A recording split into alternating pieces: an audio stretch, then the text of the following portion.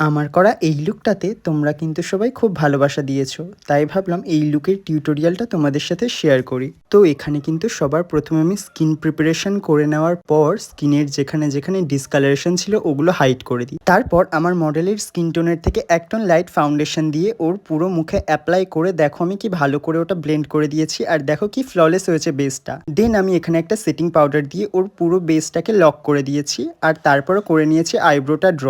এটা কিন্তু তোমাদের খুব সাবধানে আর ধীরে সুস্থে করতে হবে, তাড়াহুড়ো করলে কিন্তু একদম ভালো ফিনিশিং আসবে না। আচ্ছা, এখানে কিন্তু আমি আই মেকআপের জন্য সবার প্রথমে ইউজ করেছি একটা ব্রাউন শেড, যেটা কিন্তু আমি আপার ক্রিজ থেকে ইনার ক্রিজের দিকে ব্লেন্ড করে করে দেখো এরকম একটা আউটপুট এনেছি। তারপরে কিন্তু আইলিডে আমি একটু শিমার অ্যাপ্লাই করেছি, আর ইউজ করেছি ভরে ভরে ব্লাশ আর হাইলাইটার। তো ফাইনাল লুকটা কেমন লাগলো তোমাদের অবশ্যই আমাকে কমেন্টে জানিও।